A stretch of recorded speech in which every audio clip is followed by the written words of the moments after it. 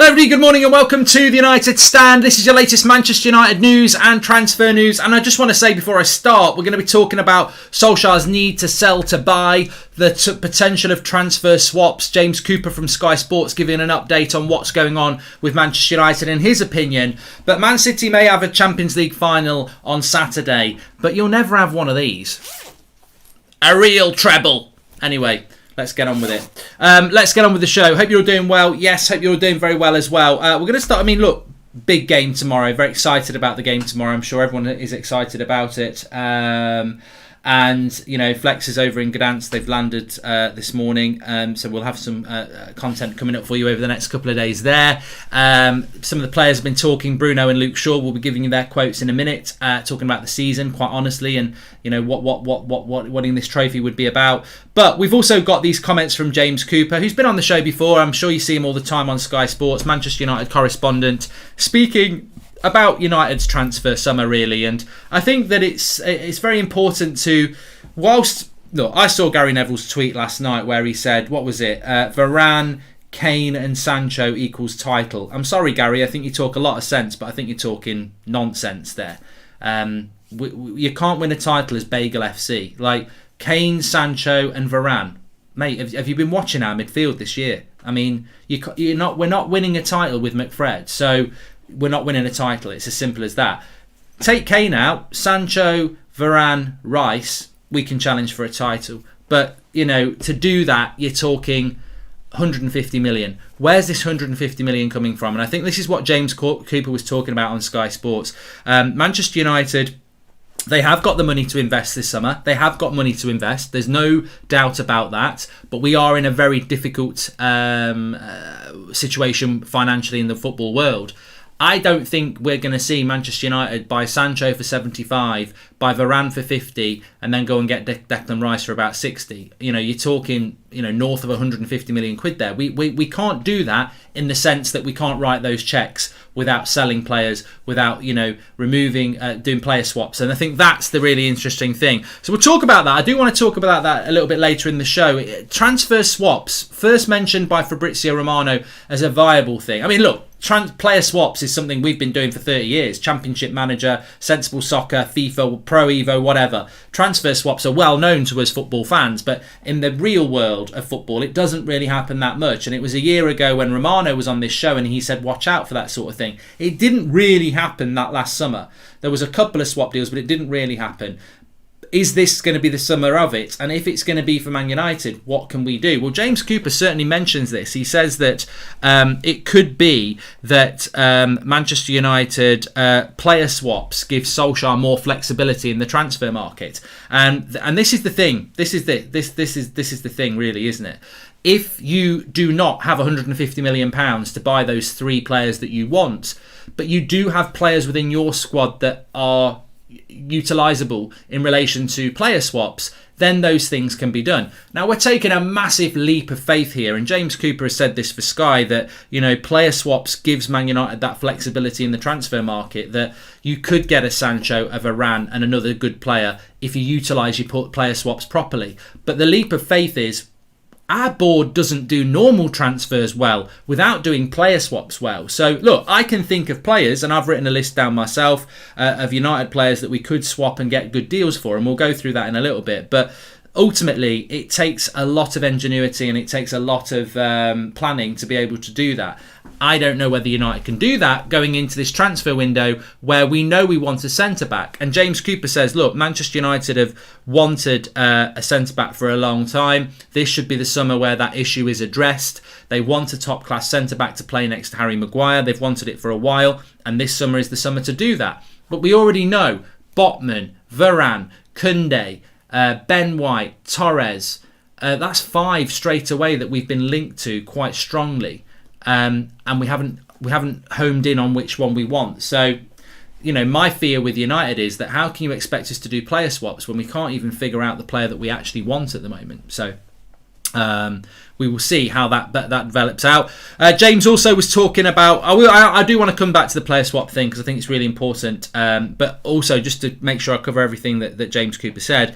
He also said that the centre back, the want for a centre back and the need for that centre back position to be addressed this summer also leads into the centre defensive midfield position, where if they bring a centre defensive midfielder in, it lessens the need for the pivot, McFred, and frees up a Paul Pogba who can play in the midfield too and express themselves better. Well, this is music to my ears. This is classic Britney Spears. This is absolutely fantastic. It's absolutely incredible, Mark. It's absolutely fantastic to hear now 2 days in a row. Now, look, I'm not getting my hopes up. I know I'm excited and giddy about the Europa League final, but this to me is fantastic. I love it because we've had Andy Mitten mentioning it on a podcast yesterday, and we've got James Cooper mentioning it today. Now, unless they flat share, which I know they don't, this is two independent sources talking about Manchester United and a midfielder, which to me is the most important position.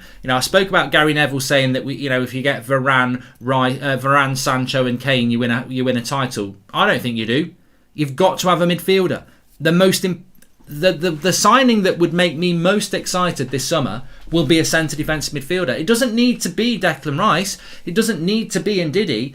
It needs to just be a really good centre defensive midfielder that I know is going to go straight into the team. That will excite me more than Harry Kane, Jadon Sancho, Varane, because that's the position that in my life, when I've watched football, games are won and lost in the midfield. Patrick Vieira, Roy Keane, Michael Carrick, Steven Gerrard, these players. You know, look at Gundogan, De Bruyne, and Rodri. You know, these midfields win your titles. Midfields win your games. Midfields make you name me a great team from Premier League or European history that didn't have a good midfield, that's won something but didn't have a good midfield. Look at that Real Madrid team that won 3 in a row.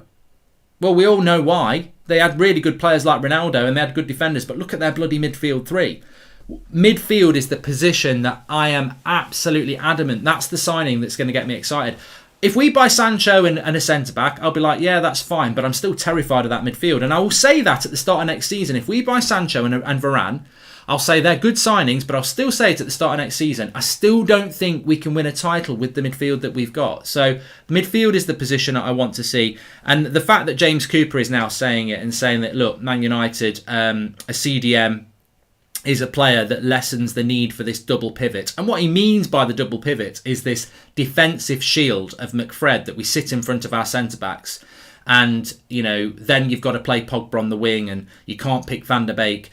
You bring a centre defensive midfielder in and a centre-back in, you don't need that double pivot anymore. And you have one holding player with a midfielder next to them who's more box-to-box, i.e. Pogba, i.e. Van der Beek, who can express themselves whilst also supporting the centre defensive midfielder. But it's not just that.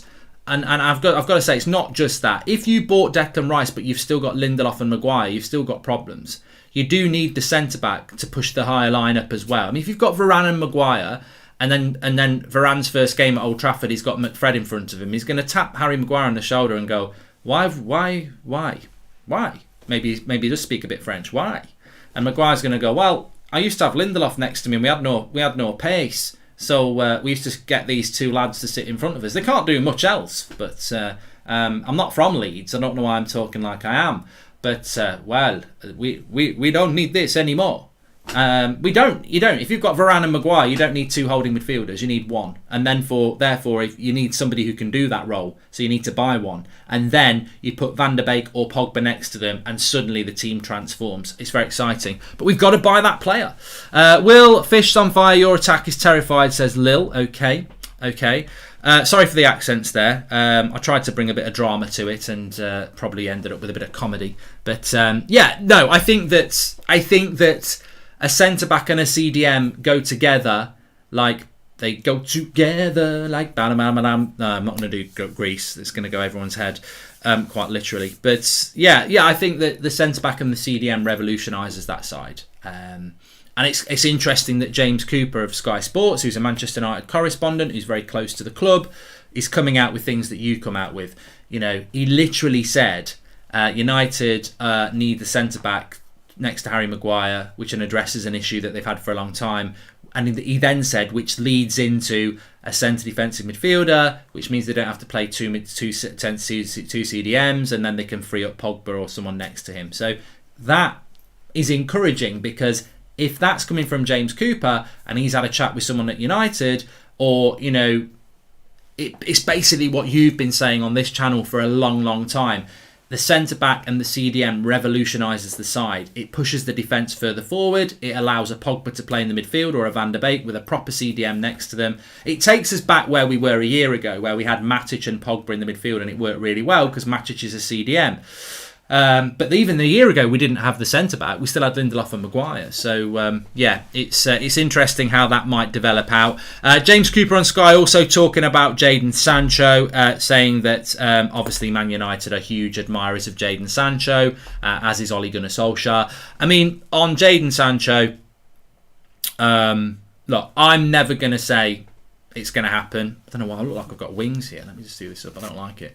I'm never going to say that Jadon Sancho is 100% coming to Manchester United, because I think we've been there so many times before. But what I can say, and I will always feed you the information, the people I'm talking to, the people I respect, are saying that, you know, the only thing that messes this deal up is United again. Like, and do they want to mess it up 2 years in a row with everything that's going on around the Glazers? So there's a lot of confidence out there. I'm not going to say it. I'll tell you when I know, but I'm not going to say it. I'm not going to say done deal or it's going to happen or anything like that, because that would be stupid at this stage. But there is a general feeling amongst credible people that the only way this deal doesn't happen is if United mess it up again, because it really is just about the fee, and the fee is reasonable this time. It's around £80 million, which is reasonable. And I said on social media yesterday, I don't know what you think, but for me, £80 million for Jadon Sancho, COVID market or not, is a fair price. 120 was stupid. 80 million is a fair price. And if United don't pay that, then, you know, that's on United, isn't it? But if United have only got 100 million, I don't think they should spend it on Sancho anyway. I've always said that. If United have got 100 million, that should be going on a top-class centre-back and a top-class CDM. You know, I would risk another year of, you know, what we've got with Greenwood and Diallo and people like that, rather than spend our whole budget on Sancho. But the general feeling is that the budget will be spent on Sancho. And, you know, let's see what happens with that. 80 million is a good deal, says Dylan MUFC. 90% club still A, says Manish. Well, let's see.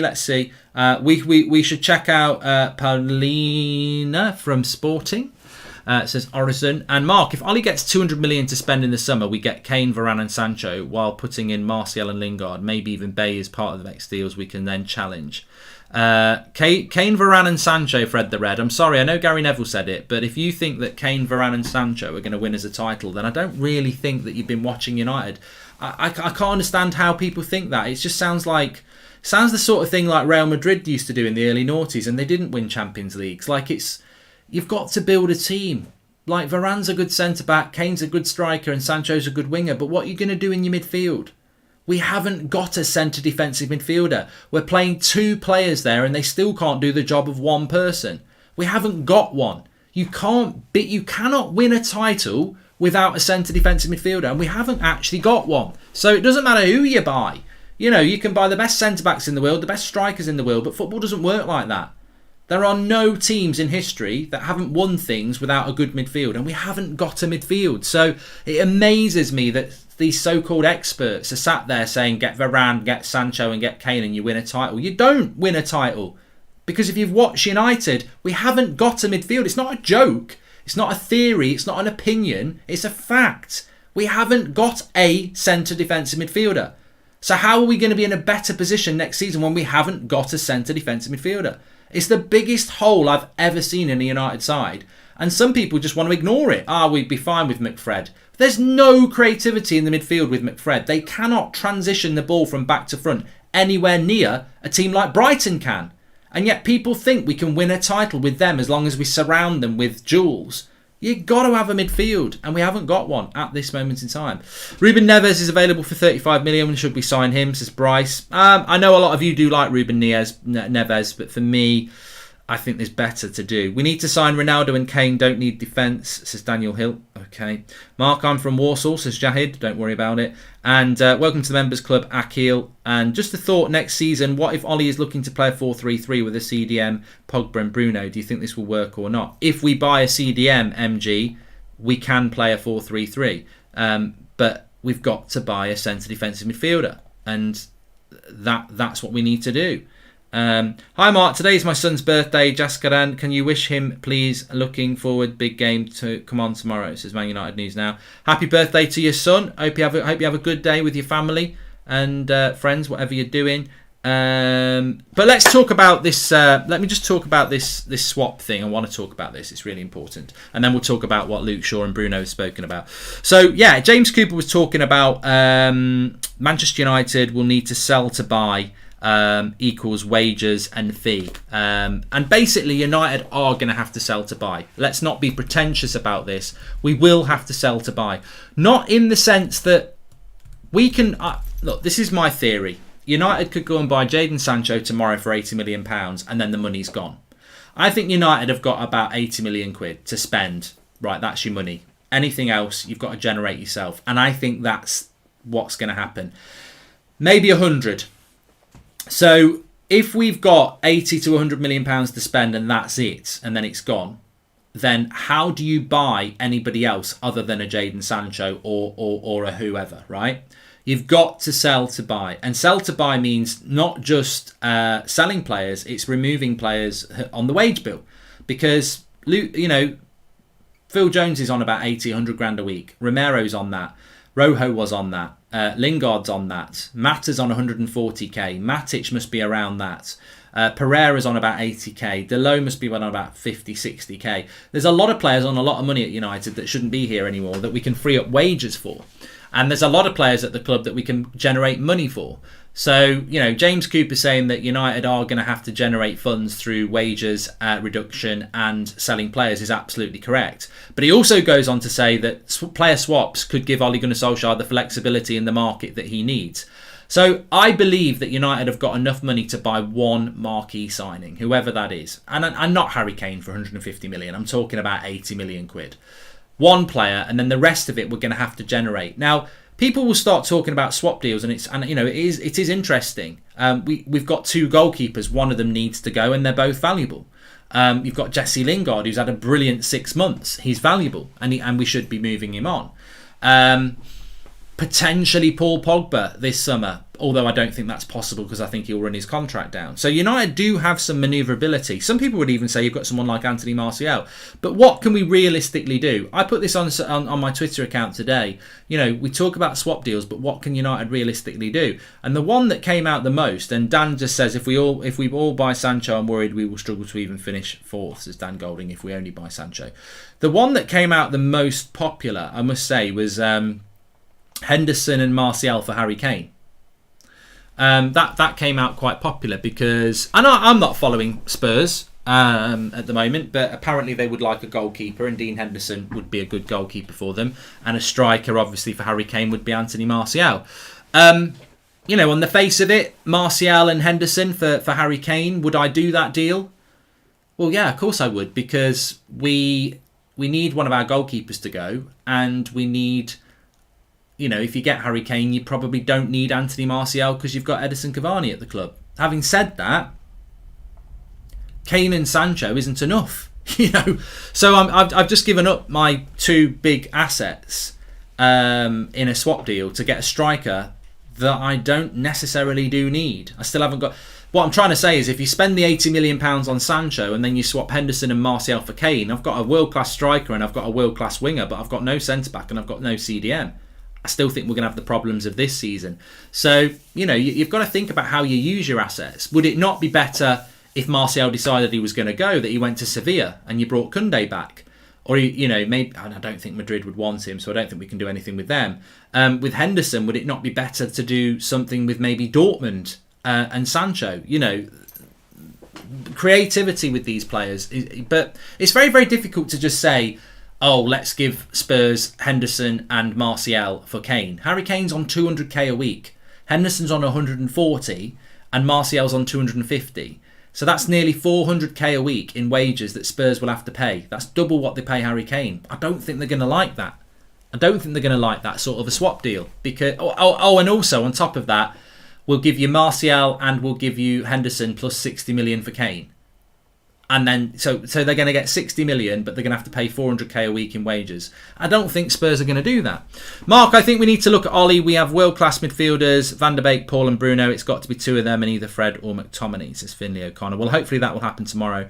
Hi, Mark. Watched the United way last night. Brilliant and emotional. Was in Barcelona in 99 and it brought back memories, says Ren, since 1975. Yeah, I've just started watching it, actually. Watched the first sort of 45 minutes last night. Really, really good on Sky documentaries. It's well worth a watch. So yeah, I mean, look, maybe that could happen, but I do think that it's interesting that it's been mentioned by James Cooper that, you know, swap deals gives Ollie flexibility. But the thing I would ask of you is, in a real world, and not in a FIFA or a Football Manager world, in a real world, what swap deals can United actually do? And I know we've got Pogba and Lingard transfer swap deals. I think Paul Pogba is a player that United can use in a swap deal. You could use it with Real Madrid for Varane. But as we spoke about last night, it's Pogba's willingness to be used in a swap deal. If he waits a year, his wages that he gets this summer will be massive compared to what they will, you know, massive next year. So I'm not convinced that Pogba in a swap deal can be used. But, you know, maybe Pogba will say to Raiola, look, I just want to go this summer. I know in a year's time I can make a load more money, but I actually just want to be in Madrid this summer. If there's a deal you can do for me, let's do it. So maybe Pogba for Varane does become a reality. They've both got 1 year left on their deal. I think Pogba's more valuable than Varane, but maybe there is a swap deal that could be done there. And maybe that benefits both clubs rather than losing Pogba for free. So maybe Pogba for Varane does work. I think the most important thing about that is it's whether Pogba wants to run his contract down and be very rich next summer, or whether he wants to be in Madrid this summer. And that will be a decision he makes in July. So maybe Pogba for Varane makes total sense. And maybe that's the sort of thing that James Cooper's, you know, hinting at. It does make sense if both players want to do it. Do you think we will see Donny if we go for Rice? Pogba will probably stay, and doubt Donny wants to be on the bench again. Should be McTom, Fred leaving, says Stephen Cherney.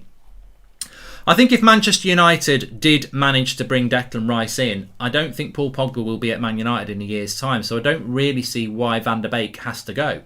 Van der Beek's first year at United has not been, you know, the most enjoyable. There's no doubt about that. But what he has shown in glimpses, and what he certainly showed against Wolves, is an ability to play in that midfield position next to a specialist centre defensive midfielder. I don't know that Donny van der Beek could have put in the performance he did against Wolves at the weekend if he was playing with Fred and McTominay, because neither Fred or McTominay can play the holding midfield role on their own.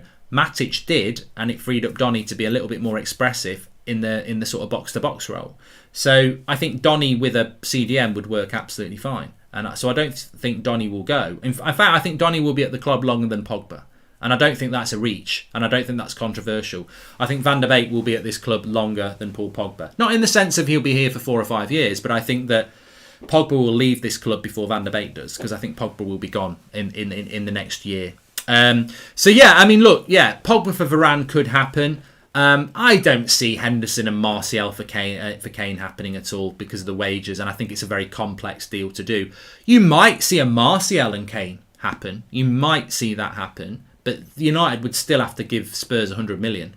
100 million plus Martial for Kane is probably doable. But again, you are losing all of your budget for that. Other swap deals. Look, somebody even said in the live comments, what about Real Madrid, De Gea for Varane? Do Real Madrid want a Spanish goalkeeper? Probably. Are they massively in need of a goalkeeper? Probably not. Courtois is a good goalkeeper, so I don't think that happens. Do I think De Gea would want to go and play for Real Madrid and go back to Madrid? Yes. But I don't really see that getting off the ground. I think Real Madrid have got other priorities rather than, you know, doing something like that. And at the end of the day, they'd end up having 2 good goalkeepers. I think those days are gone. De Gea in a swap deal, I think is a hard deal to do because, you know, who wants a goalkeeper of that standard this summer? Donnarumma is available for free.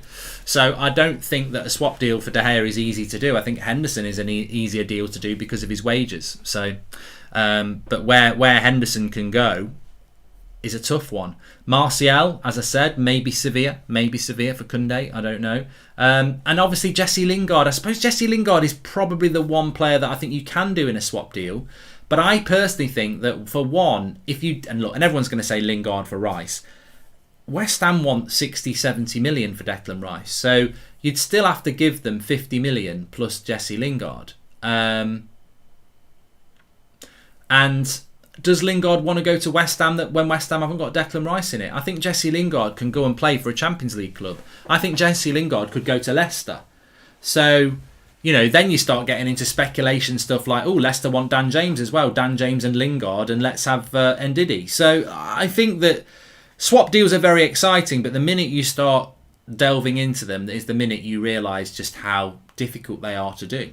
Mark, I have a PhD in management, and from what I have learned, you would never run any business this way. It's sad how they are running this club, says Tracy Taylor. Well, you don't need a PhD in management, Tracy, to know that United's a badly run club.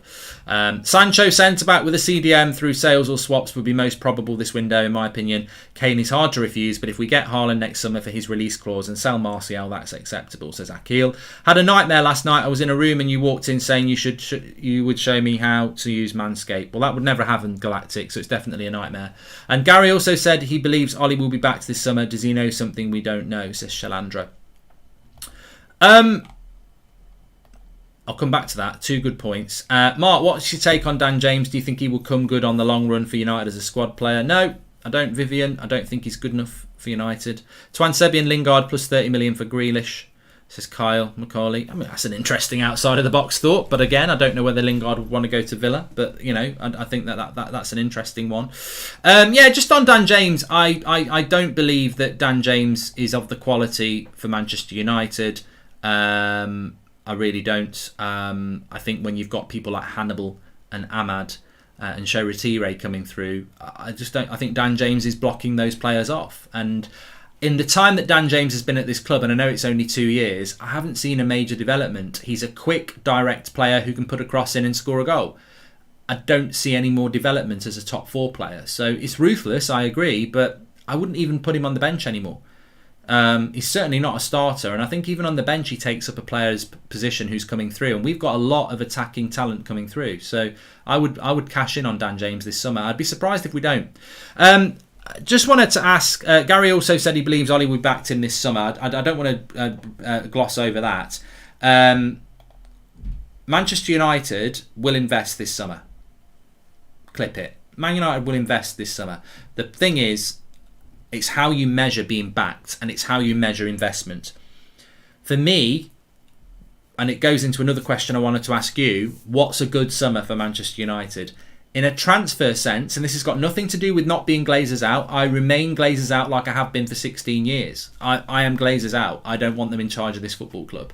Whether this dies down this summer or it continues or whether what, I still don't want them in charge. They are businessmen who bought a club on debt who don't know anything about football. I don't want them in charge. What is a good summer for Manchester United and Solskjaer is a separate thing to that in a way, because we could still have a good summer. For me, a good summer for Manchester United is a top quality centre-back, a top quality CDM and Jadon Sancho. That to me is realistic, tangible and acceptable for development. It's not too many, it's not too few. It's 3 positions that really improve the team. A creative wide player, a holding midfielder and a centre-back to play with Harry Maguire. Those 3 positions would give me optimism going into next season. Not that we're going to win a league, but optimism. And I think that that's what Man United should get. Now, Gary Neville's saying that Ollie will be backed, and Man United saying that they're going to invest in Solskjaer. That's the question, isn't it? Because backing to me is a top-quality centre-back, a top-quality centre midfielder, and Jadon Sancho. That's what I class as investment and being backed. But Man United might say, well, no, we've bought Jadon Sancho. That shows we're backing the manager. And that's my fear, is what is the line? Because backed for me is those 3 positions. Centre-back, CDM, Jadon Sancho. Man United might say, well, we've shown that we've backed him by spending 80 million on Sancho. There's a big gap in what I think is backing an investment. Some people might say, no, Harry Kane as well. And I think that's ridiculous. I think that's too far. So we're all going to have different levels of what we think is backing the manager and investment. But considering Solskjaer was underbacked last summer, I think they've got to make up for last summer. So I think 1 player or 2 players isn't enough.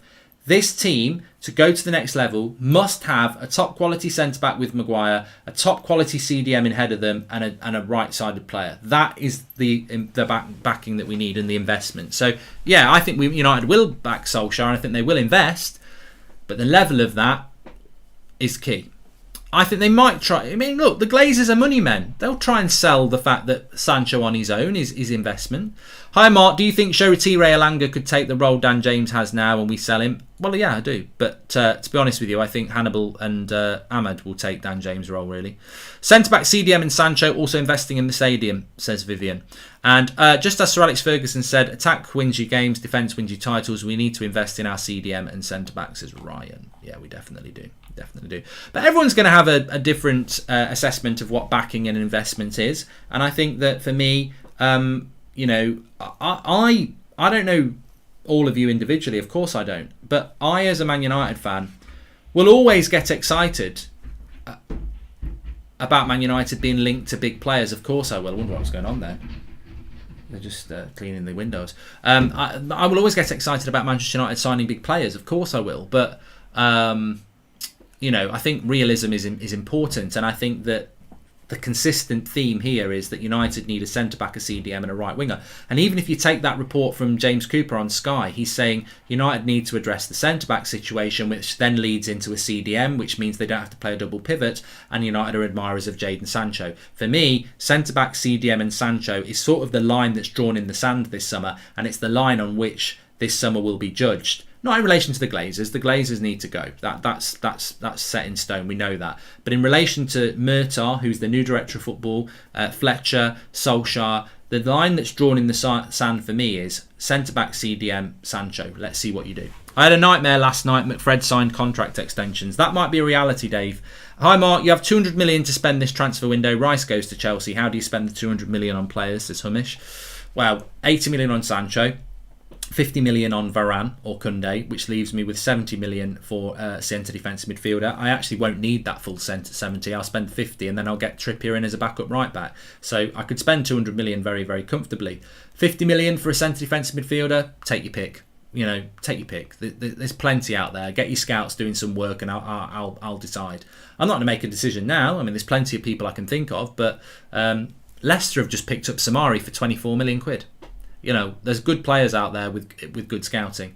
Do you think that the Glazers will invest this year to get the fans on side and we will see future windows of very little spending as a consequence? Yes, Dan, I do. I think that the Glazers have to do that.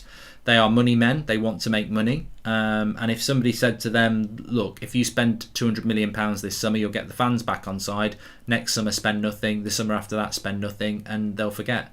If Leicester are interested in Lingard, can't we do cash plus Lingard for Ndidi? Says Ginger Fury. I don't know. I mean, look, if I said to you, would you rather do 50 million plus Lingard for Rice or 50 million plus Lingard for Ndidi? Which way would you go? I would sit here and go, I have a preference. But to be honest with you, both of those players serve a purpose.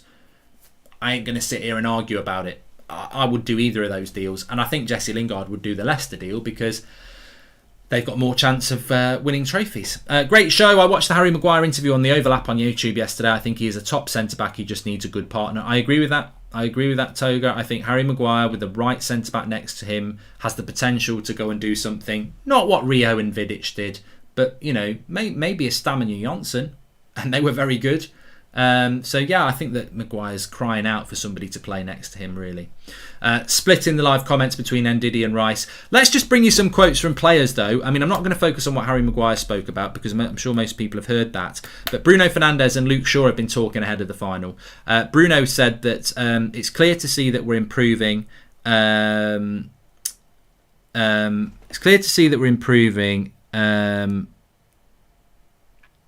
We need to get better. Football has no past on performance. So what he's basically saying is that we can't just rest on our laurels. We're clearly improving. We have to get better. And we can't sit there next season and say we got second place. We must do better. And Bruno sounded very positive about doing better next season. So look, Bruno's a winner. He's not necessarily a winner. I don't think he's won that much in his career. But you can tell he wants to win. He's driven to win. And I think there is a lot of people talking about this in the last week. Solskjaer said it. Maguire's said it. Bruno's said it. This team is doing well, it's improving, but it's not where it wants to be. This is really encouraging to have our manager and key players, leaders in the team, saying that, look, we're doing well, we're improving, but we're not where we want to be. And Luke Shaw as well. We're heading in the right direction, but if I'm honest, we've still got lots to learn. I love this theme. I love this theme because I think 2 years ago under Mourinho, or 3-4 years ago under Mourinho, I think the message was a bit different. We finished second. That's the biggest achievement of my career. I think under Van Gaal we got that as well. It was almost like, yeah, we're doing really, really well. I like that. Maybe not last year, but certainly in the last year, we hear this a lot from United, and we know it as fans. Yeah, we've done well. Second place is good. Ollie deserves his contract, but reality. Let's dig deep. There's been a lot of games we've won by 1 goal. We have played a little bit of a defensive style of football. But it's great to hear from Solskjaer, Maguire, Bruno, Luke Shaw, leaders in that team and managers of that team that, yeah, we're doing well, we're clearly improving, but we're not where we want to be. And that message is really important because going into this game tomorrow night, which is ultra exciting, and also going into this summer, with that message ringing out from players and managers and fans, whoa, where's the pressure? The pressure's on the board. Yeah, we're improving, but we're not where we need to be, and we can't be there with the current squad. Get your money out. Get us 3 players. Centre-back, CDM, Jadon Sancho. We don't know how good Donny could be. We have seen bits in games and we have seen player lacking confidence as Shane and fitness and trust. Look, we're back on Donny van der Beek again. For me, with Donny van der Beek, he needs what most players need. Donny van der Beek, ideally, Matic is match fit and he's 28 again. You've got 10 more games in the Premier League to go. This weekend, it's Matic and Van der Beek. Next weekend, it's Matic and Van der Beek. And they play 5, 6, 7 games together. And Donny van der Beek gets used to playing 90 minutes in the Premier League, in that midfield, week in, week out. And he gets better and better and better. Again, this is not rocket science. This is fact. This is when you play a player in a position, in a team, week in, week out, they get better. It's very unfair on Amad Diallo, Brandon Williams, Axel Tuanzebe, Donny van der Beek, to keep coming into the team once a month for maybe half an hour and having to perform in that half an hour when people like McFred get 5, 6, 7, 8 games a month where they underperform but they keep playing. It's so important that Donny van der Beek starts playing regularly. I expect Van der Beek to have bad games because he doesn't play very well, very often. He needs to play regularly. And look, if you give him 6, 7 games in a row and he's still performing badly, then it's bye-bye Donny, isn't it? But I guarantee you that won't happen. It's the same with Tuanzebe. I think if Tuanzebe, I said this yesterday, I think it's a bloody disgrace. And I bet we'll get another day and a half of, is it De Gea or Henderson? I tell you what, I couldn't give a crap. I couldn't give a crap. It's like my wife coming out with 2 cups of coffee and going, have a sip. Is it Maxwell House or is it Tesco own? I couldn't give a crap. It's a cup of coffee. I'm not bothered. There's no differential here. Now, if you bring me out a bottle of Coke and a bottle of water, there's a very, very big difference for me. And this is what we're talking about, isn't it? Henderson against De Gea. I prefer Maxwell House, De Gea. But Tesco's own, it's still a cup of coffee. It's coffee. I want coffee. There is no debate point here. But with the Tuanzebe situation and Eric Bailly, there is a debate point there. Like there is a debate point there. Like, and nobody's talking about it. I believe if Tuanzebe had been given a lot of game time this season, we might not even be talking about buying a centre back. We still do need to buy a centre back. I'm not taking a risk next year on Tuanzebe. This year was the year to do that. If we've not done it this year, we still need to buy a centre back. But they need game time. They need game time, don't they? And we haven't seen enough game time for these players this year. But I guarantee you now, if Tuanzebe played 6 games with Maguire in a row, we'd see a different Tuanzebe. If Van der Beek had played 6 games in a row in that midfield, we'd have seen a very good Van der Beek. They just need the consistency, and that's down to the manager. That's down the manager. He's got to get them more game time. But it'll be easier to play Van der Beek next season if he gets a CDM. If he doesn't get a CDM, I see another underused season for Van der Beek, because how's he going to break into the midfield? He can't play with McTominay and he can't play with Fred. Fred and Pogba work, and they have worked. McTominay and Pogba don't work. He's tried it a couple of times. It doesn't work. And the reason is because neither McTominay or Fred are CDMs. So anyway, there we go. Look, thanks everyone for watching. Let me tell you what's to come. So Flex and Josh are in Gdansk. They will be doing some footage over the next 48 hours. We've got Ole Gunnar Solskjaer's press conference at 3:30. 3:30 today. We've got Ole Gunnar Solskjaer's press conference, so we'll be live for that. We've got a fan forum at 8 o'clock tonight. I'm going to be on that. We've got, I think, Kev's on, Jordan's on, Jay's on, I think Beth's on. We're assembling a crew for that the night before the big game. So lots to get involved in. Make sure you smash a like on the video and make sure you subscribe, bottom right hand corner. Massive